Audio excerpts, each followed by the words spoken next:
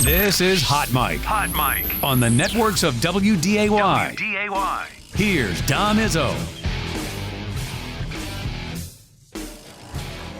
It's that time. An author. Offensive production, number 1. Number 2. I forgot. Golfer. It'd be like going on a 3-person best shot, and we were saying, Kolpack, you got to make a 25-footer every time. You wouldn't putt first. I'd have Tim putt first. And one heck of a TV personality. This game is for the Cooper Cup.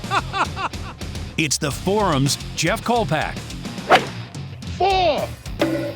I should have yelled 2. Well, here he is, apparently on his way back to the links. I've got you here in studio. No comment. No, what are you talking about? Well, you look dressed for golf. That's all I'm going to say. Just no comment. Just passing through. Just, you see Kolpack on the golf course today. You know why? I cannot confirm or deny.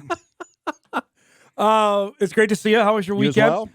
I took in the Evian Championship. I watched the final few holes with Grace Kim yesterday. Did you see what happened there? Yeah, she chipped in from some Crazy absurd shot. angle. She finished. She went eagle, birdie, eagle to win the Evian yesterday. Which that is a was major.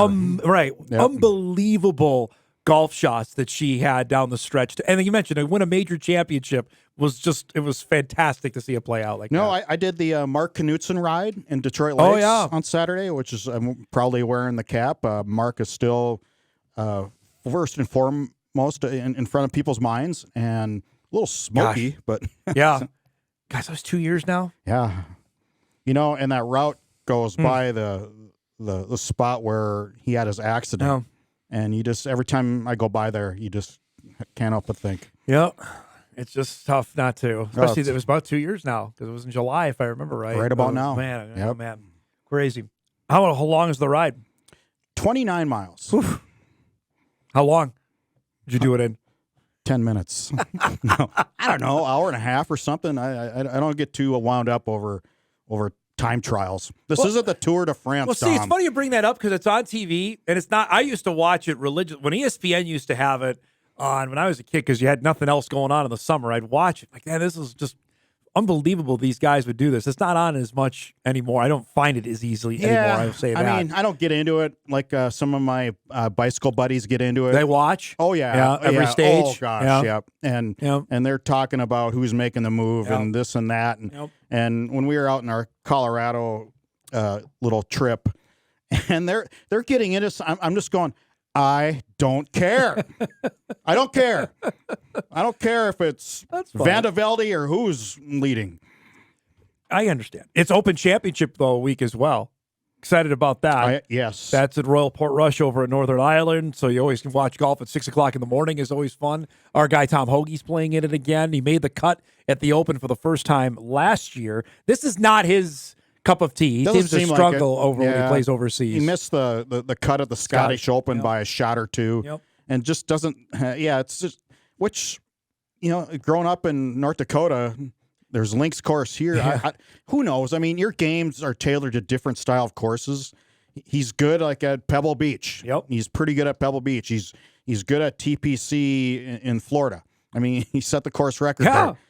there. And then some courses he just prefers not to play. You think that wind would be conducive to him, but links kind of wind is different than Yeah, it's just, Fargo, North Dakota kind of wind, I guess. and it's just it's just different. I mean, I haven't played over there or even been over there, but just watching on TV, it's different with all the different angles and the roll ups and the greens. Just the undulation is out of control. The bunkers are 9 feet high. I was listening this weekend, by the way, to your award-winning show. Dakota Junior Golf is blowing up. It is. Give us the load. How has this happened? Chris Geis, who we've had on the show several times, took over this, I want to say five years ago? Yeah, this is year 5. I want to say 5 years ago he took over this entity, and boy, it's become a thing here in North Dakota. It starts with leadership. I mean, it starts with Chris and his vision when he took over 5 years ago to make it somewhat full-time during the summer Right. and these kids. And they've just if people have hopped on board. I mean, there was a void for kids in competitive golfing events and tournaments in the summer. In baseball, we're competitive. In soccer, they're competitive. Yeah. I mean, all summer. In basketball, they're competitive all summer. And golf just was missing that competitiveness. And the numbers have been really out of sight. I mean, nobody foresaw. They're breaking numbers every tournament they go to. And so it'll be interesting to see. And I asked him on my show that as that transformed into lower scores on kids earlier, and we said, yeah, definitely yes. But it'll be interesting to see now as we go forward, because baseball got better in Fargo and West Fargo in the last 10, 15 years because we made it competitive and went to tournaments and had the indoor facilities. And right, the advent of indoor facilities certainly there. And now since then, there's been Division I players, pro players, Division II players. I mean, it used to be in Post 2 if you have a college kid or two, it was pretty good. Now most. Correct. West Fargo, most of these kids are going on to college. Correct. And that's a product of the environment that they grow up in and development. It's about development. So it'll be interesting to see in the youth golfing world here as we go forward to 5, 6, 7, 8 years and the development of these kids, how many more will go on and get college scholarships? I think it's going to be pretty good. Yeah. If they're already doing it now and the record that they're shattering in terms of getting out there, and scoring is, you think, going down, at least competitive-wise, high school golf, seeing that in North Dakota has gotten better. You would think if the trend continues, you're going to see that go to the next level. And we've gotten over the stigma that just because you're in North Dakota and Midwest and you have winter, that you can't be good and do stuff all year round with indoor simulators and teaching, and just it's just all gotten so much better. And actually, too, I mean, I look at the coaching, and it's just there's just better development out there. I would look at, Ryland Petrie's a great example of that. Kid from Fertile, Minnesota, just won the River Ram last month over at Moray Country Club. That's not necessarily a golf haven, even though they have a pretty cool course up there.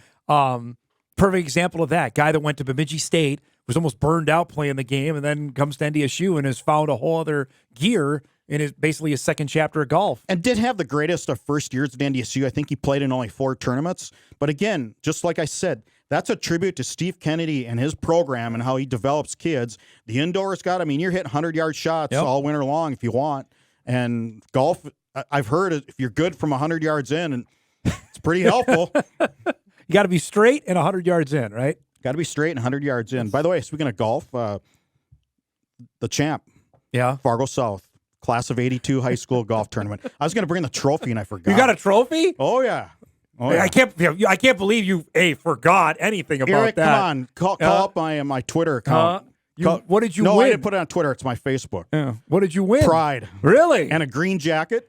We got a green jacket. Well, congratulations on that. We don't have to go into scores, do we? Hey, you brought it up, man. You opened up this can of worms, so I don't have to ask if you don't want to talk about it. I have a couple things for you here. I know you're on vacation, so dare that I break that up. But we're a week away from our football coverage really getting to the high gear because Missouri Valley Football Conference Media Day is a week from today in Sioux Falls. If there are a couple storylines, not Bison related. We have 4 new coaches in the league, which is the most since North Dakota State, South Dakota State have got in. We're down to 10 teams. We've got a huge changeover of players. What to you grabs your attention? You're interested in? Well, I'm curious to talk about the whole situation with FCS football and 10 new schools coming in that aren't really so hot. Yeah. As far as it's not like NDSU and South Dakota State coming in, 2 decades ago.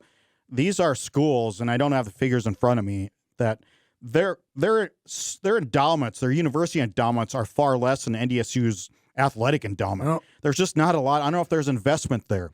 I think Stonehill has a pretty good, but that's an academic private school. They have a pretty good endowment. Yep. But, I mean, Chicago State. Yep.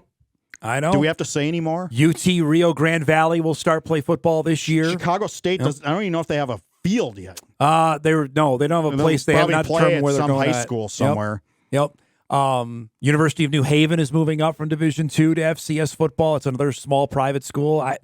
I'm curious on some are committed. They want to be good in football, and that's good. You want that. Just how many are on these new ones? I think Rio Grande Valley is definitely in Texas. They want to be competitive in football. New Haven, I've been there. I know they want to be good in football. And actually, Rio Grande Valley's got a pretty good enrollment. They want those are at least a couple. Stonehill, Mercyhurst, these ones that are new to is Lindenwood committed? You've been down there. No.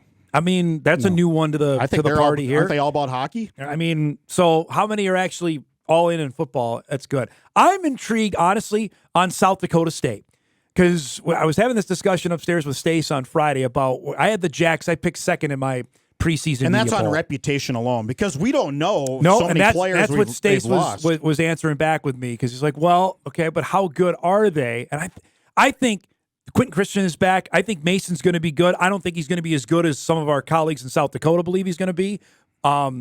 They have a couple pieces back. Defensively is what I'm really intrigued about the Jacks. That's where they took their football program to another level over the last couple of years, was how good they were defensively. The amount of guys they lost on that side and what they are potentially trying to replace them with is the big question going forward, in my mind. A huge question, and there's no way none of us could predict right now. I know you put them second. I did. Based on reputation, yes, and the way they develop and kids, what they have coming yep. back, yes. And what everybody else lost, too. Correct. I mean, South Dakota lost a lot. South Dakota lost 5 All-Americans in April.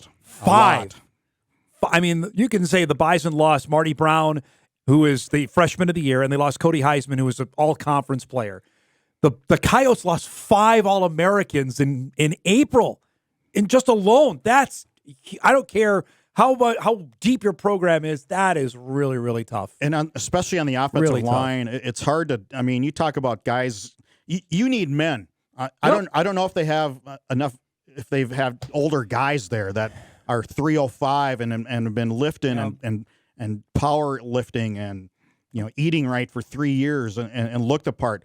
Maybe they do. I don't know. Yep. There's so many unknowns. I just what is SIU? We never know what they are every year. Their quarterback, Jake Curry, got hurt the week before we saw them play. I mean, so a full season with them. Right now, we have 4 returning quarterbacks that we know. Bauman, by far, is the most senior of them. He's about to enter his 3rd year as the starter. Bo Brungard is the starter at Youngstown, who we didn't even see the last couple of years. He's more of a running quarterback than a thrower. Rumpho's back, but I don't think anything's guaranteed with him as being the starter at UND next season. I don't think so.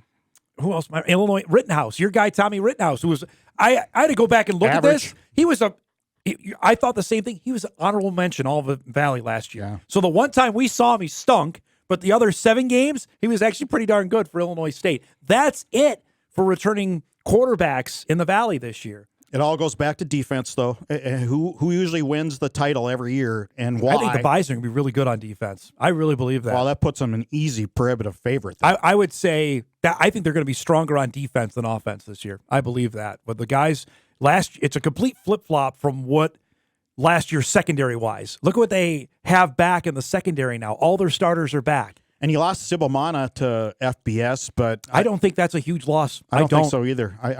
Donovan Woolen is the real deal. He's 6. He's not Jabril, but man, he's getting. He looks. He's got to play. He's got to go out there and play, and I think he will. He looks like Yes. Jabril. I'm not saying he's playing like Jabril, but he 6'3", looks 220. He looks like him. I don't foresee him being here long. I just don't. If he has a kind of year that I think that they're hoping he can have, I don't believe he's here in Fargo much longer. But now with your 6-figure tax-deductible donation to the Green and Yellow Fund, they'll keep him, Dom. I don't think that's going to keep the Dom Izzo outside linebacker scholarship. You think me as an outside linebacker? There's no way in the world. I'd be a great holder. Great holder on special teams. We're due for a break. Let's take one now. Get a couple other topics before Kolpack has to get to the first tee. Back here on a Monday morning edition of Hot Mike right after this. All right, welcome back, everybody. Jeff Kolpack with us. His appearance is brought to us by Northwestern Mutual. Appreciate that. Our good friends at Northwestern Mutual. Email comes in. Dom, lead sports story in South Dakota today was that Sioux Falls pitcher Marcus Phillips was the first-round pick of Boston, selected 33rd overall. Going back to what we were talking about earlier about the rise of talent in this part of the world. Mm-hmm. There you go, a guy from South Dakota getting picked in the first round of the Major League Baseball draft. What's yesterday. he throw? Any idea? Hard, about high 90s. But pitched to Tennessee as well. So Sioux Falls got a lot to be celebrating down there today. Was he part of that Little League team? I don't know. I'd have to do some research on that. But yeah, that was. They had a couple go through there that were really, really, really good. And that, Fargo's experience, that Drew Rarick was on that first Little League team, and now he's pitching it in the SEC. He's going to be going to Oklahoma next year. That likely 2 years' time, he's going to get drafted somewhere high if his collegiate career goes the way he wants it to go. Yeah. It's again, it's a product of a lot of things that have gone right. Email comes in off our last topic. Dom and Jeff, don't think you're giving enough credit to Illinois State. They have Mason King back this year, quarterback back. SPAC always gets more out of his team than initially thought. What do you make of that? They won 10 games last year, made the second round of the tournament. I didn't think they'd win 10 last year. And SPAC, we always think, is this it for him? Well, SPAC's now the old man on the block with all the coaches that have gone. Brock is the leader in the clubhouse in that, which he's all-time guest favorite. Love Brock.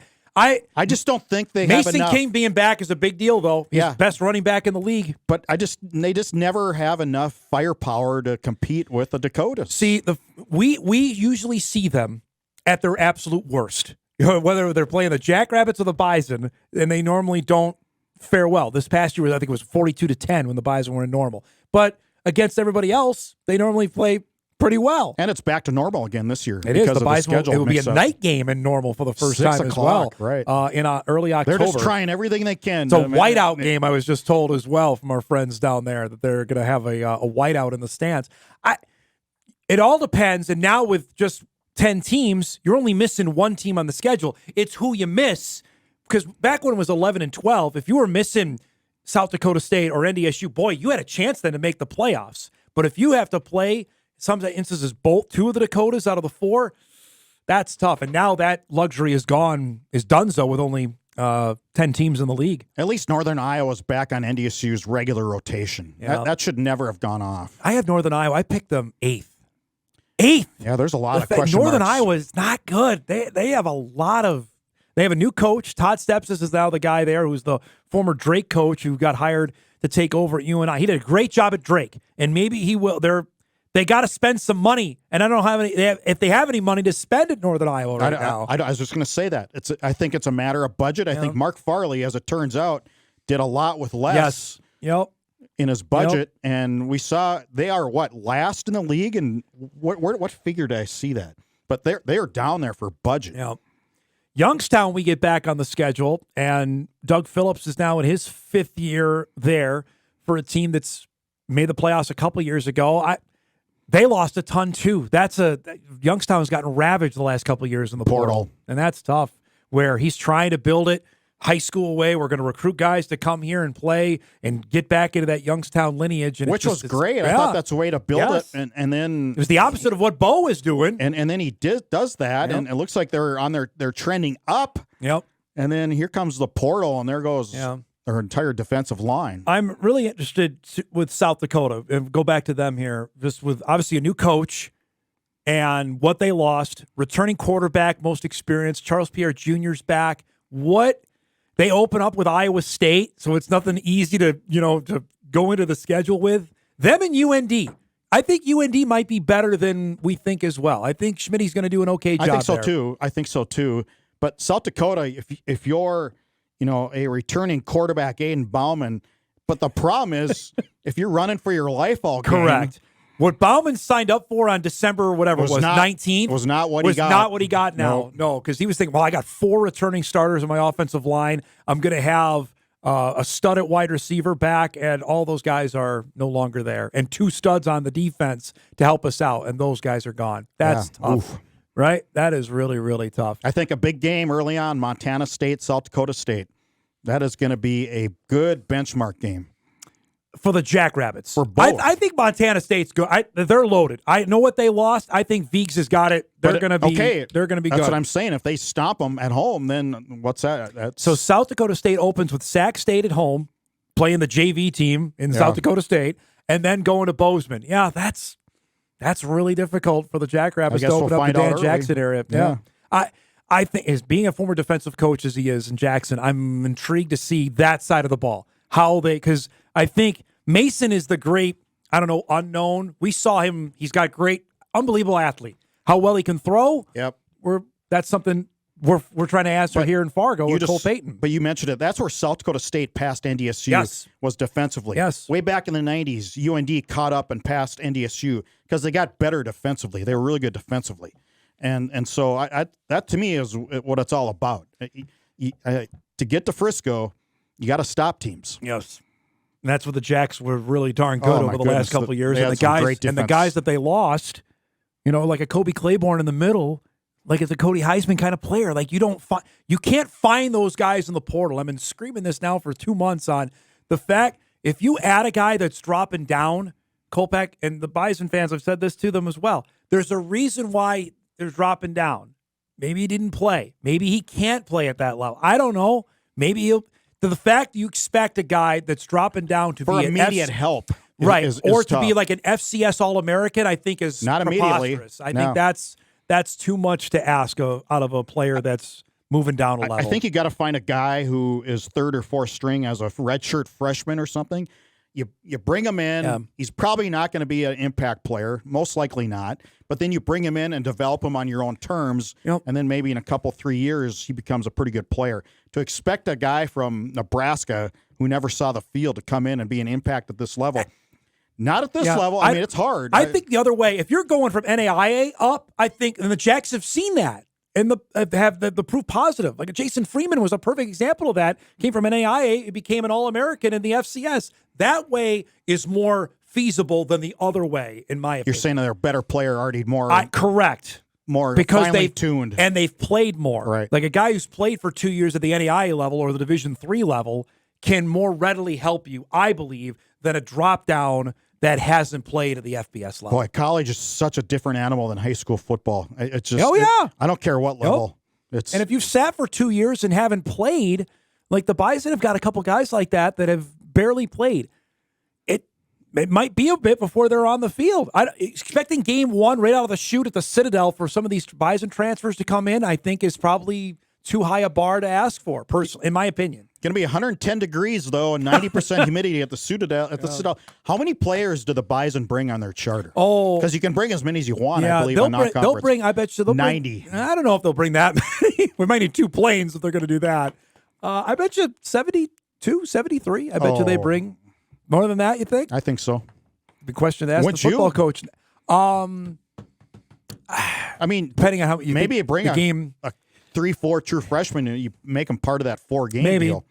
Maybe 75. I'll ask that football coach that next week when we see him. I'm curious on how many they're going to bring down there. But knowing full well that maybe the first 2 games you have an opportunity to do that when you travel, you can have that do that. Does this mean I have to work? Yeah, unfortunately, your vacation time is done. I know the first tee is called in your name, so I appreciate you coming by. And we will see you next Monday in Sioux Falls. All right? Can't wait. Actually, I'm really looking forward to it. That media day, I'm glad they're doing it. It's a long time coming. We haven't done one in person since 2008. Ton of stories we need to do. Yep, that's going to be good stuff.